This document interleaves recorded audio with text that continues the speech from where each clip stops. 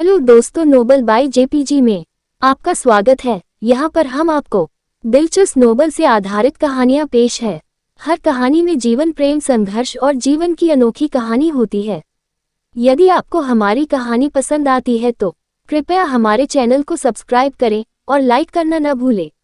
आपका समर्थन हमें और बेहतर बनाने में मदद करता है। MGA अध्याय 7 आध्यात्मिक चिकित्सा शिकार। ये पता चला कि यह ओयांग बुजुर्ग ही वो बुजुर्ग था जिसने चू फैंग के लिए पंजीकरण कराया था। हालांकि उनकी एक और पहचान भी थी, मार्शल स्किल बिल्डिंग के निदेशक। उसने महसूस किया कि इस तरह से तंत्र स्तंभ को क्षतिग्रस्त करने वाला चू फैंग हो सकता है, लेकिन फिर कुछ सावधानीपूर्वक सोचने के बाद उसे लगा कि यह सही नहीं था। आखिरकार चू फैंग ने केवल 10 दिनों के लिए ही इल्यूजनरी पाम का प्रशिक्षण लिया था। केवल 10 दिनों के बाद इसका इस हद तक उपयोग कर पाना असंभव था। एल्डर ओयांग, इसे देखो। जैसे ही वह सोच में पड़ गया और कुछ समझ नहीं पाया, उसके बगल वाले निजी कमरे से आवाज आई। लेकिन अभी जो खंभा था वह भी महत्वपूर्ण हिस्सा नहीं था।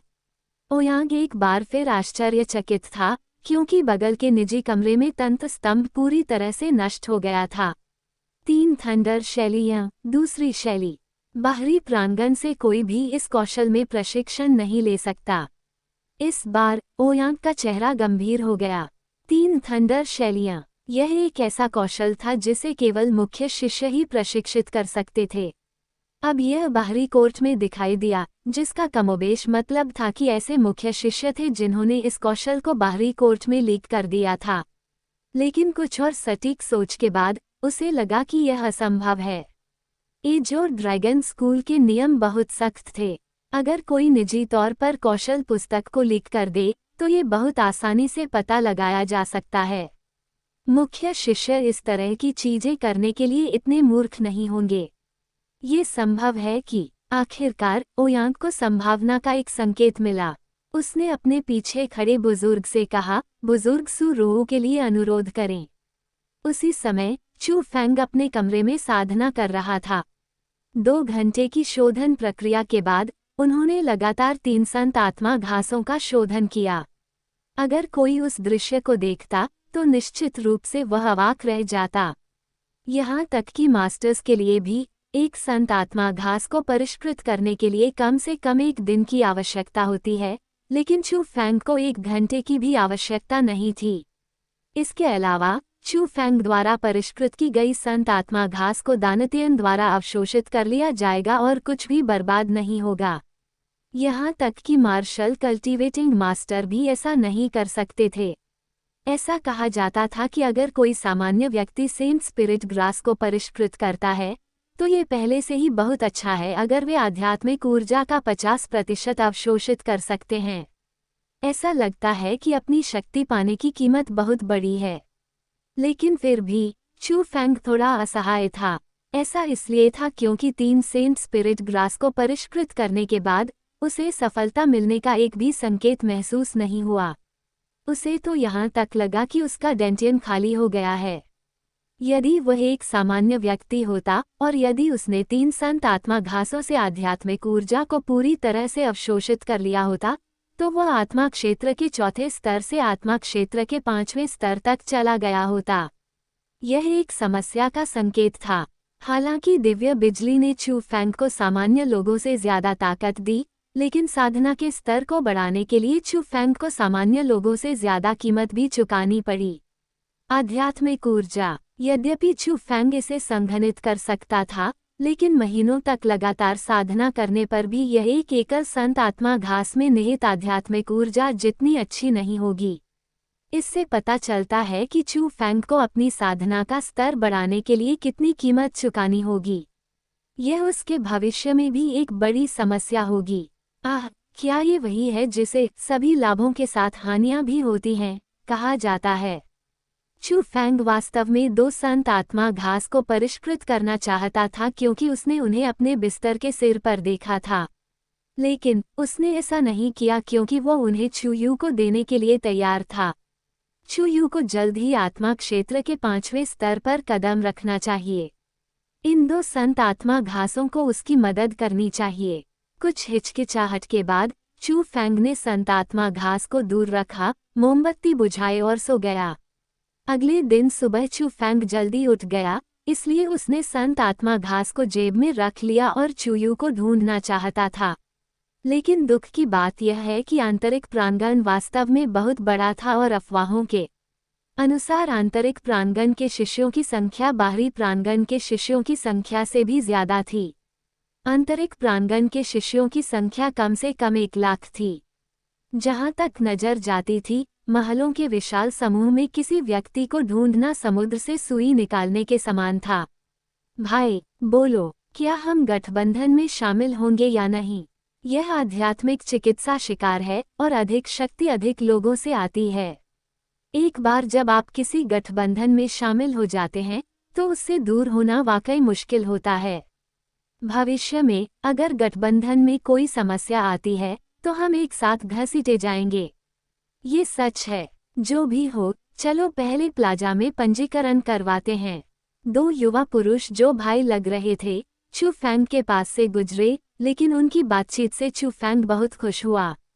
वरिष्ठों, आपने अभी कहा कि आध्यात्मिक चिकित्सा हंट का पंजीकरण शुरू हो रहा है। चू फेंग ने आगे बढ़कर पूछा। ये सही है। हर साल शिकार का समय हमेशा अलग होता है, इसलिए इस साल शिकार पिछले साल से पहले हुआ। लगता है कि आप इस साल नए शिष्य हैं। अगर आप पंजीकरण कराना चाहते हैं, तो हमारे साथ आइए। वह वरिष्ठ व्यक्ति काफी मिलनसार था। आप दोनों को परेशान करने के लिए क्षमा करें। चू फेंग विनम्रता से मुस्कुराया और वह काफी खुश था। तथाकथित आध्यात्मिक औषधि वह औषधि थी जिसमें आध्यात्मिक ऊर्जा होती थी। इसके विभिन्न प्रकार थे और आध्यात्मिक औषधि को निम्न गुणवत्ता, मध्यम गुणवत्ता, उच्च गुणवत्ता और शीर्ष गुणवत्ता में विभाजित किया गया था। चू फेंग के पास जो संत आत्मा घास थी वह एक उच्च गुणवत्ता वाली आध्यात्मिक औषधि थी। आध्यात्मिक औषधि शिकार एजोर ड्रैगन स्कूल द्वारा आंतरिक प्रांगण के शिष्यों के लिए एक कल्याणकारी कार्यक्रम था। एजोर ड्रैगन पर्वत श्रृंखला के एक निश्चित क्षेत्र में बड़ी मात्रा में आध्यात्मिक औषधियां थीं और उस क्षेत्र को आध्यात्मिक औषधि पर्वत कहा जाता था। आध्यात्मिक औषधि पर्वत, यह मूल रूप से एजोर ड्रैगन स्कूल की निषिद्ध भूमि थी, लेकिन हर साल वे इसे खोल देते थे और सभी आंतरिक दरबार के शिष्य पंजीकरण करा सकते थे और इसमें शामिल हो सकते थे।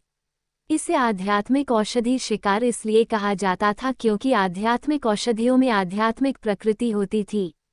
वे जमीन में छिप सकते थे, बहुत तेजी से भाग सकते थे और उनके पास शक्तिशाली हमले भी थे, इसलिए उन्हें पकड़ना काफी मुश्किल था।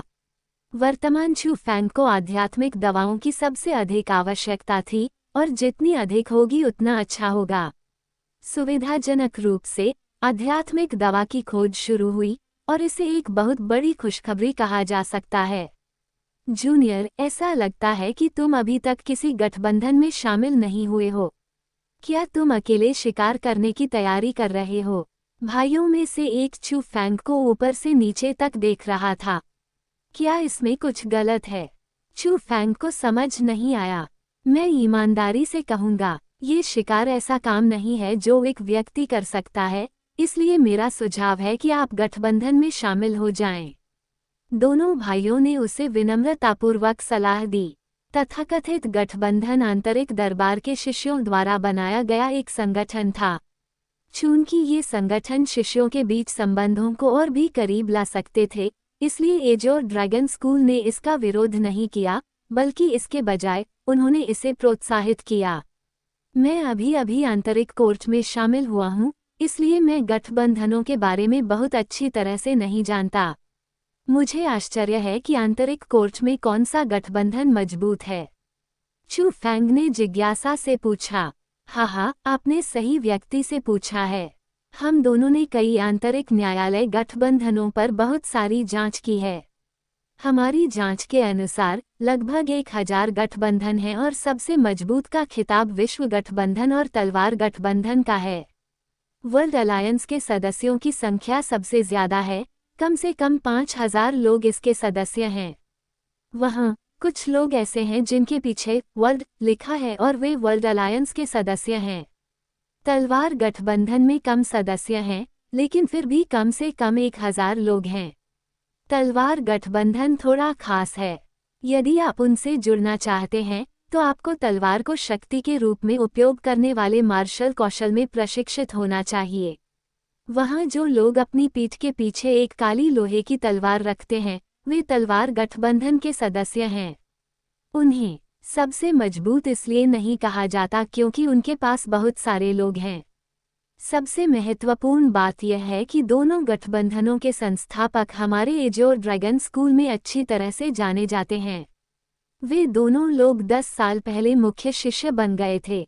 इन दिनों मुख्य शिष्य बहुत प्रसिद्ध लोग हैं और उनके समर्थन के साथ बहुत कम लोग विश्व गठबंधन और तलवार गठबंधन के लोगों के खिलाफ कार्रवाई करने की हिम्मत करते हैं।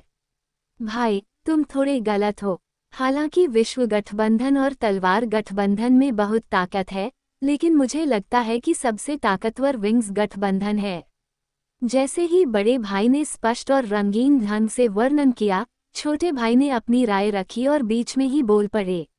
हालांकि विंग्स एलायंस मजबूत है, लेकिन उनके पास बहुत कम लोग हैं। 2 मुट्ठियां 4 हाथों से नहीं लड़ सकती, और अगर वास्तव में कोई संघर्ष था तो वे विश्व गठबंधन और तलवार गठबंधन के प्रतिद्वंद्वी नहीं हो सकते। बड़े भाई ने अपना सिर हिलाया। ऐसा नहीं हो सकता। हालांकि विंग्स एलायंस में बहुत कम लोग हैं, लेकिन वे मनुष्यों के भीतर ड्रैगन की तरह हैं और उनमें 1 से 100 पर हमला करने की क्षमता है। मुझे लगता है कि भले ही वर्ल्ड एलायंस और स्वॉर्ड एलायंस हाथ मिला लें, लेकिन वे विंग्स एलायंस को हराने में सक्षम नहीं हो सकते। छोटे भाई ने पलटवार किया। ये विंग्स एलायंस क्या है? ये देखते हुए कि उन दोनों ने अपनी बहस में आराम नहीं किया, चू फैंग ने जैसे जैसे सुना, उसकी जिज्ञासा बढ़ती गई। जूनियर, मेरी बात सुनो। विंग्स एलायंस हमारे आंतरिक न्यायालय में किंवदंतियां हैं। ये देखकर छोटे भाई ने चू फैंग को पकड़ लिया और सुनाना शुरू कर दिया, जबकि उसकी लार हर जगह फैल गई।